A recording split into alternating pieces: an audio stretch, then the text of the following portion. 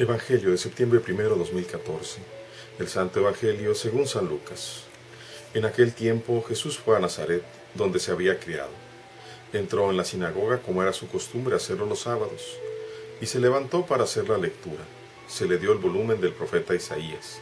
Lo desenrolló y encontró el pasaje en el que estaba escrito: El Espíritu del Señor está sobre mí, porque me ha ungido para llevar a los pobres la buena nueva, para anunciar la liberación a los cautivos y la curación a los ciegos, para dar libertad a los oprimidos y proclamar el año de gracia del Señor. Enrolló el volumen, lo devolvió al encargado y se sentó. Los ojos de todos los asistentes a la sinagoga estaban fijos en él. Entonces comenzó a hablar, diciendo: Hoy mismo se ha cumplido este pasaje de la Escritura que ustedes acaban de oír. Todos le daban su aprobación y admiraban la sabiduría de las palabras que salían de sus labios, y se preguntaban: ¿no es este el hijo de José? Jesús les dijo: seguramente me dirán aquel refrán: médico, cúrate a ti mismo, y haz aquí en tu propia tierra todos esos prodigios que hemos oído que has hecho en Cafarnaúm. Y añadió: yo les aseguro que nadie es profeta en su tierra.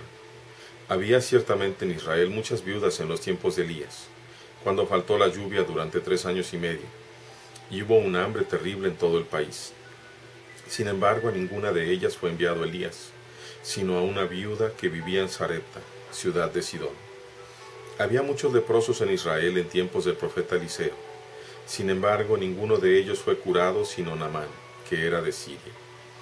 Al oír esto, todos los que estaban en la sinagoga se llenaron de ira, y levantándose lo sacaron de la ciudad y lo llevaron hasta una barranca del monte, sobre el que estaba construida la ciudad, para despeñarlo. Pero él, pasando en medio de ellos, se alejó de ahí. Palabra del Señor. Gloria a ti, Señor Jesús. Esta parte del Evangelio de San Lucas, donde hace referencia al profeta Isaías: el Espíritu del Señor está sobre mí, es muy hermosa. Es, como dicen los teólogos, una teofanía, un mostrarse Dios, porque Jesús está hablando del Padre, del propio Hijo que es Él y del Espíritu. Y dice: ¿para qué ha venido el Hijo de Dios? Ha sido ungido para llevar a los pobres la buena nueva, anunciar la liberación a los cautivos, curar a los ciegos, dar libertad a los oprimidos y proclamar el año de gracia del Señor. No es coincidencia ni que le hubieran pasado el rollo del libro de Isaías, ni que el Señor hubiera buscado esto, y mucho menos que Isaías hubiera pronunciado estas palabras unos 600 años antes de Cristo. Todo es voluntad de Dios, Dios eterno y omnipotente. Vemos cómo todos están expectantes de Él, sus paisanos. El Evangelio, según San Lucas, dice: Jesús fue a Nazaret, donde se había criado, y entró en la sinagoga.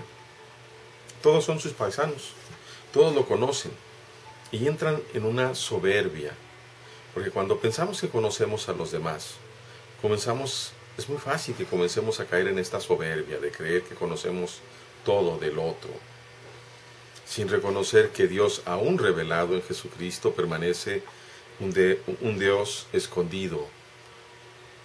Es mucho más lo que no conocemos de Dios, pero infinitamente más que lo poco que nosotros alcanzamos a entender. Porque Dios no deja de ser Dios, infinito, inmenso, glorioso, inaccesible para nuestra razón humana. Solamente entendemos de Dios lo que Él nos comparte. Vemos entonces cómo pasan de una admiración a preguntas. ¿No es este el hijo de José, del carpintero? Y el Señor les ataja: seguramente me van a decir: cúrate a ti mismo, haz aquí en tu tierra todos esos prodigios que hemos oído. Y luego dicen, el Señor hace 2 referencias al Antiguo Testamento muy fuertes. Elías no fue enviado a ninguna de las viudas de Israel, sino justamente a una pagana que vivía en Sarepta. y tampoco Eliseo curó ningún leproso de Israel, sino a un sirio otra vez. Sus paisanos, que se creen con el derecho de poderle exigir al vecino que les haga uno que otro favorcito, se enfurecen. Se sienten con el derecho de exigirle al conocido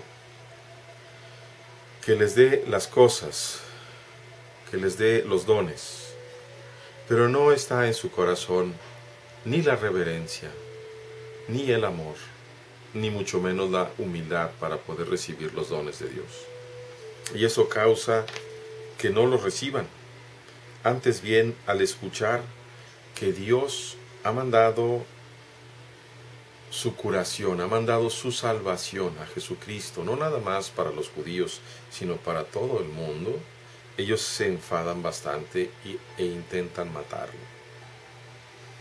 Curiosa situación del odio, que pasa de una aparente querencia a un odio en donde prefieren ellos despeñar, matar la curación de Dios, la salvación de Dios, a que la reciba cualquier otro. Eso es lo que está pasando en este evangelio. Lo rechazan absolutamente. Ya el Señor había dicho, nadie es profeta en su tierra, simplemente porque no se disponen a recibir a aquel que cree en ellos conocer. Hoy la pregunta para nosotros es en qué situación estamos. Primero, en lo personal. ¿Somos humildes para recibir los dones de Dios?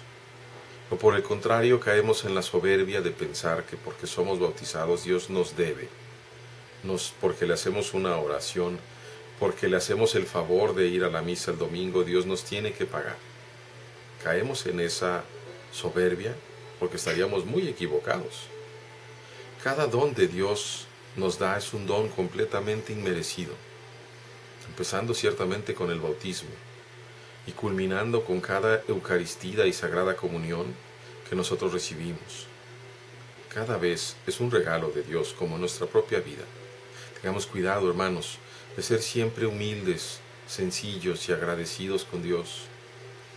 Y por otro lado, tú que quizá te atrevas a seguir un poco al Señor, ánimo, porque ahí en donde tú estás no vas a ser profeta. En medio de tu familia, por más que te frustres, no vas a ser profeta. En medio de la familia se da ejemplo, se testimonia a Dios en el amor, con las buenas acciones, pero difícilmente se puede enseñar. Hagamos pues nuestro examen de conciencia, hermanos, y esforcémonos por ser sencillos, por ser agradecidos y por dar lo que corresponde. Dios les bendiga.